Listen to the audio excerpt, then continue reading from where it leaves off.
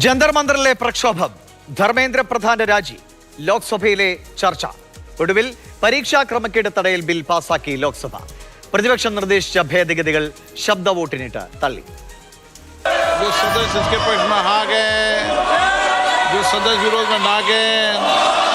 मेरे विचार में निर्णय ना वालों के पक्ष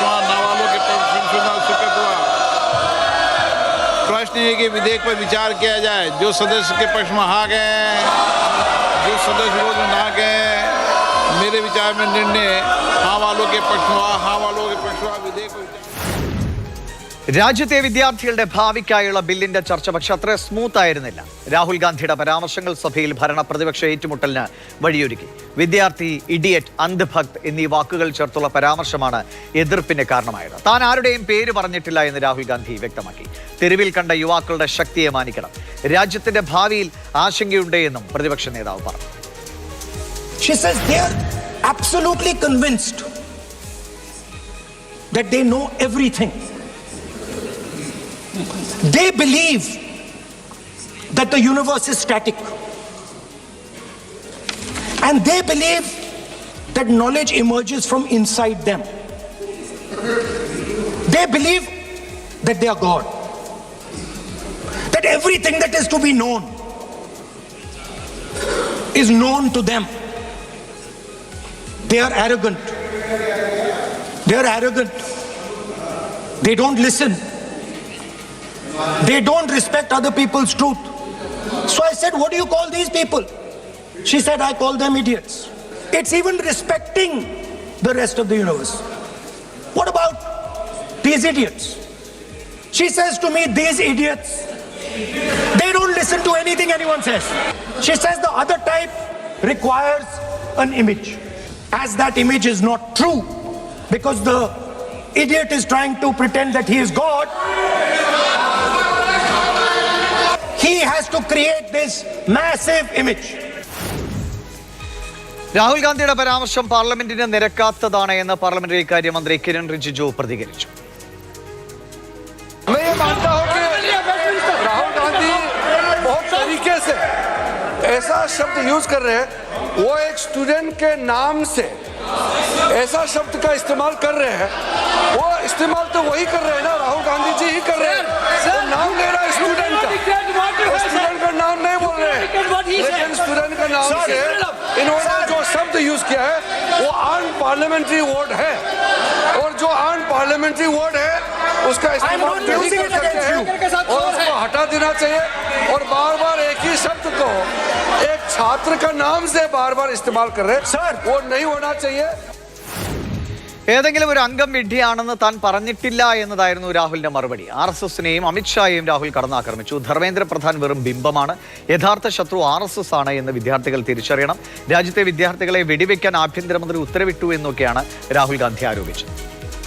Let us just be precise. It is unparliamentary for me to use that word against another member of parliament. I have not used that word against anybody. I have just stated that this category exists. The resignation of Mr. Dharmendra Pradhan, that's a superficial thing, because Dharmendra Pradhan never ran the education ministry. Never. The man and the organization that runs the education ministry is called the RSS. And the man who runs it is an OSD sitting in the minister's office. What the students are really irritated about is that they are not allowed to be students in India. Dharmendra Pradhan is a symbol. Your real enemy is the RSS. Keep it in mind. They are the people who are not letting you be students. They are the people who want you to be andhbhakts. രാഹുലിന്റെ വിവാദ പരാമർശം രേഖയിൽ നിന്ന് നീക്കി. രാജ്യത്തെ യുവാക്കളുടെ ഭാവി പന്താടുന്ന ആരെയും വെറുതെ വിടില്ല എന്ന് ആഭ്യന്തരമന്ത്രി അമിത്ഷാ എക്സിൽ കുറിച്ചു.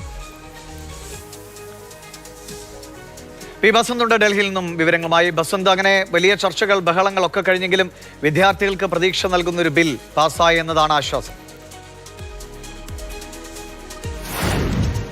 തീർച്ചയായും ഇന്ന് ശബ്ദ വോട്ടോട് കൂടിയിട്ടാണ് പരീക്ഷാ ക്രമക്കേട് തടയുന്നതിനുള്ള ഭേദഗതി ബില്ല് പാസ്സാക്കിയത്. പ്രതിപക്ഷത്തിൻ്റെ ഭേദഗതികളെല്ലാം തന്നെ വോട്ടിനിട്ട് തള്ളുകയും ചെയ്തിട്ടുണ്ടായിരുന്നു. രൂക്ഷമായ വിമർശനമാണ് രാഹുൽ ഗാന്ധിയുടെ ഭാഗത്ത് നിന്ന് സർക്കാരിനെതിരെ ഉണ്ടായത്.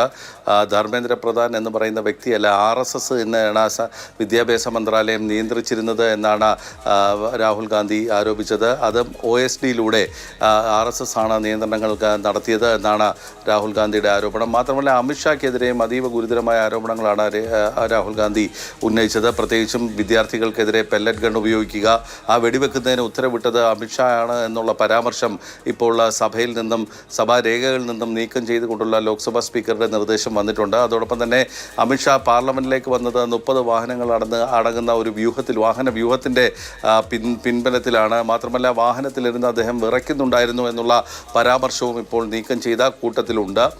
അതിനുശേഷം രാഹുൽ ഗാന്ധി വാർത്താ സമ്മേളനം നടത്തുകയുമുണ്ടായി.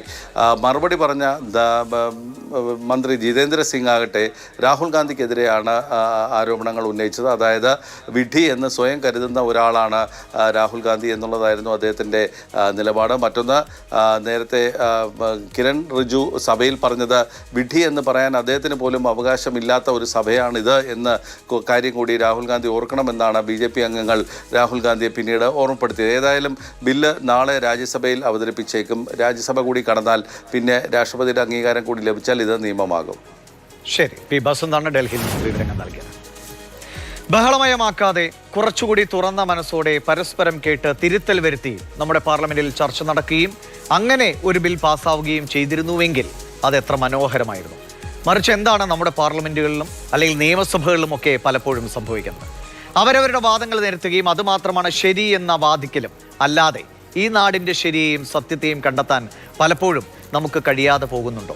ഒരു സമവായം നമ്മുടെ സഭകളിൽ ഉണ്ടാകാറുണ്ടോ? ഭരണപക്ഷത്തിന് അവരുടെ ശരി, പ്രതിപക്ഷത്തിന് അവരുടെ ശരി. ഒന്നുകൂടി പറയട്ടെ, ഒരു ദിവസം നമ്മുടെ പാർലമെന്റ് ചേരാൻ ചെലവാകുന്നത് ഏകദേശം 9 കോടി രൂപയാണ്. ബഹളങ്ങളിൽ സഭാസമ്പരവും പിരിയിലുമൊക്കെ നിത്യസംഭവങ്ങളാകുമ്പോൾ നഷ്ടമാകുന്നതും നാടിൻ്റെ പണം തന്നെ. എന്തായാലും ബിൽ പാസ്സായല്ലോ, അതൊരു പിഴവ് പോലും ഇല്ലാതെ നടപ്പിലാകട്ടെ. വീണ്ടും നമ്മുടെ വിദ്യാർത്ഥികൾക്ക് തെരുവിലേക്ക് ഇറങ്ങേണ്ട അവസ്ഥ ഉണ്ടാകാതിരിക്കട്ടെ.